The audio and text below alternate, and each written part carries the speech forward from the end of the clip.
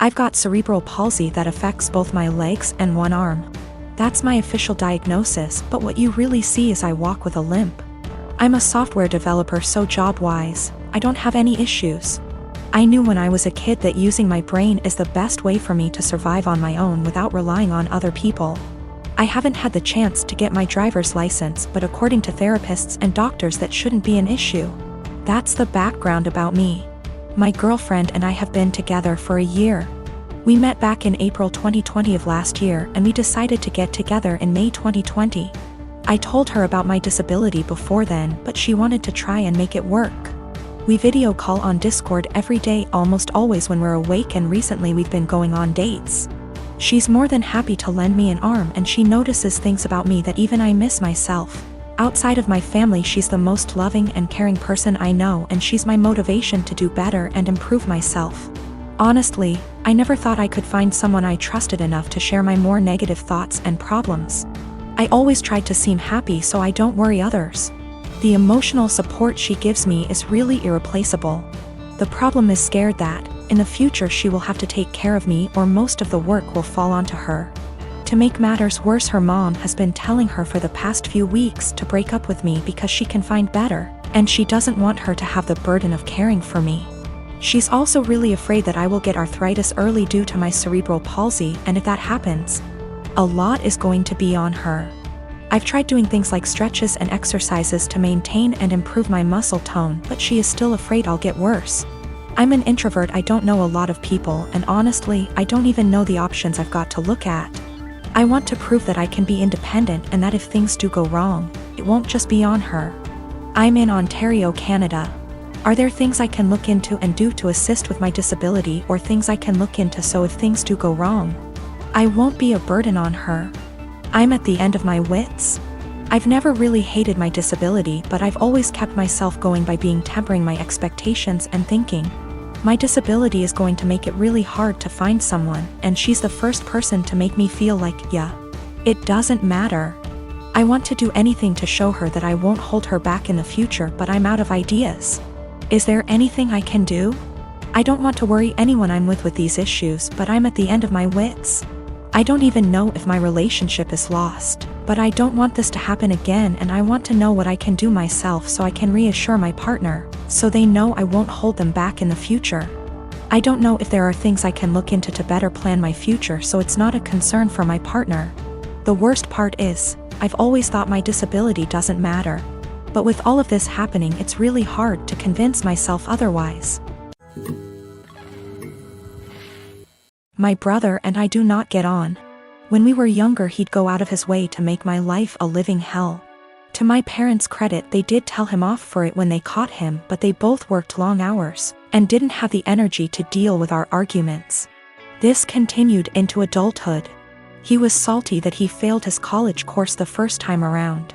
There was a bad argument in our family a while ago, and it all started because I refused to decorate my brother's living room.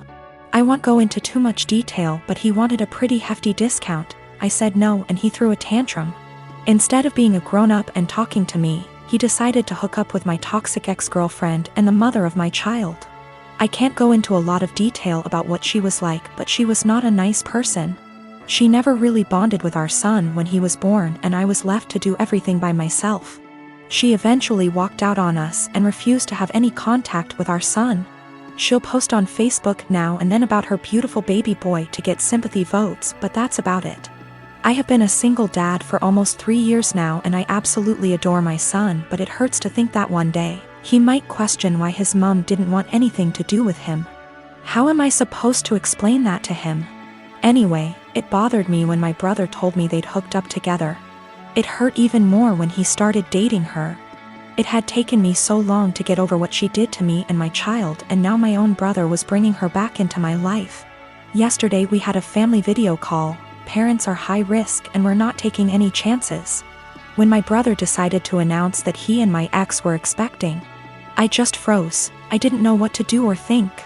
I could feel myself starting to cry a little bit, and it got a bit harder to breathe. Eventually, I decided to just congratulate them and then made up some lie about needing to put my son down for a nap and left. I received a bunch of messages from my brother and his GF telling me that I stole their thunder. After I left, my parents and some other family members started worrying if I was okay, and not really focusing on their news. My uncle told me that I should have just been a man and stuck it out instead of making excuses to get out of it. After all, it was expected that our kids would be raised around each other. I feel like maybe I shouldn't have left the call, but at the same time it would have been worse if I'd stayed and had a full-blown panic attack in front of everyone. Some of the family members are split and have argued that I won't be able to avoid my brother and his family forever, but others believe I was in the right to leave that situation. I don't know what to think. My parents aren't happy, but they don't have the energy to deal with all the hassle my brother would cause.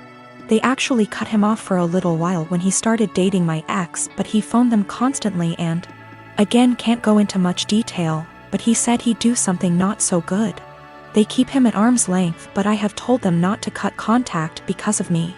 If they want to cut contact on their own accord, then that's fine, but I do not want to be the reason that they have to deal with his tantrums. The rest of the family, for the most part, weren't happy about it but accepted it, or pretended to.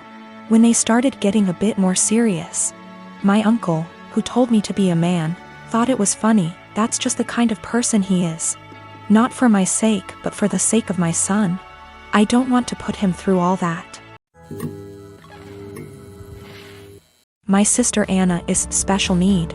She has severe autism, and while she is verbal, most of her communication is physical, like sign language, due to her social discomfort. She does speak around family though, and has pretty bad cognitive skills. She can't comprehend boundaries and lives with our parents, so they can best watch her.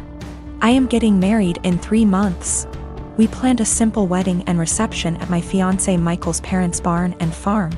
Since it's all gonna be DIY and we aren't planning anything too expensive, we can do things pretty quickly since flowers, food, and decor will be provided by his family.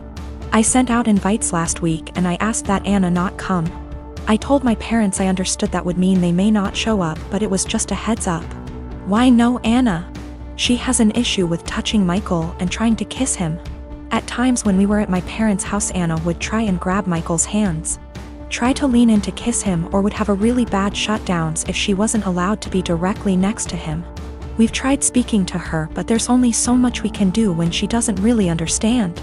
I told my parents I just want one day for Michael to be my partner and not Anna's comfort person.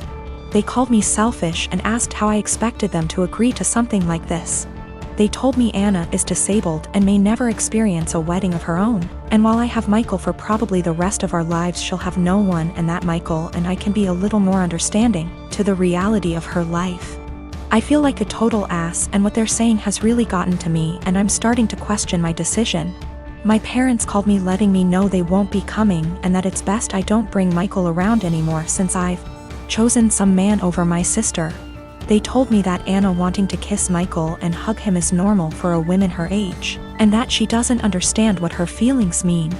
I suggested they try to redirect her during the wedding, but they said Michael is going to be family to her and he needs to get over it. I suggested they watch the wedding via web, and they said that's not fair and that they deserve to see things in person. I asked if I could pay for someone with proper credentials to watch her that day while they attention, and they asked what I would do when they died, and if I'd pawn her off every time. I dropped the unfortunate truth bomb that I don't want to put any more of my life aside for Anna anymore. I did it up until I turned 18. And that Anna is not my life's responsibility and I won't be her keeper. I assured them I'd pay for her care, but if she's okay doing this to Michael, then I worry for if I ever do choose to have children and what she'd do to them. They said I was sick for suggesting she'd do anything to my future children and hung up on me. They sent a lengthy text telling me not to contact them until I could do the right thing. Boyfriend and I had been together for 6 years, work our day jobs together, and also run a side business together. He's my best friend, and despite managing to get past and through a lot together, he hasn't proposed. His family is starting to pressure us to get married, but he said he hasn't decided yet. He has said that he wants to get married and have a ton of kids, so what he means is he hasn't decided if he wants to marry me. My ego is a little hurt. What else does he need to know that he hasn't already learned in almost 7 years? Is indecision the same thing as a decision in this case? We both started therapy separately very recently to work through some trauma and cope with anxiety. I don't know if I should wait to see if he'll come to some kind of epiphany in therapy, or if I should leave and save the decision for him. I love him a lot, and for a long time I saw a future with him.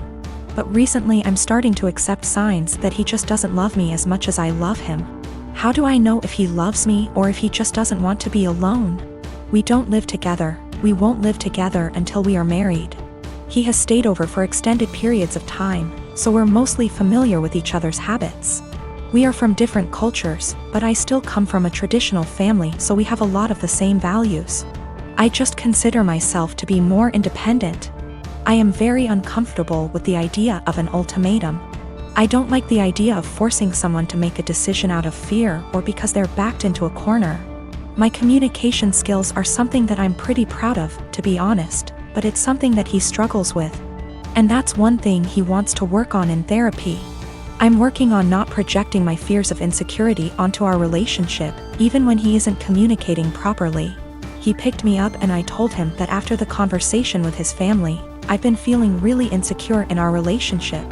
And if he's unsure if he wants to marry me, I need to know what he's unsure about. I said if we want to have kids, I really can't wait forever. He says that he is sure he wants to marry me, and he might have had a plan to propose. But when I came over, his family completely blindsided him, and now it's awkward, like they've spoiled it. I told him maybe he needs to think about if what we have is what he wants. I just feel it shouldn't be this complicated. Maybe I'm just jaded and bitter at this point and nothing will make me happy.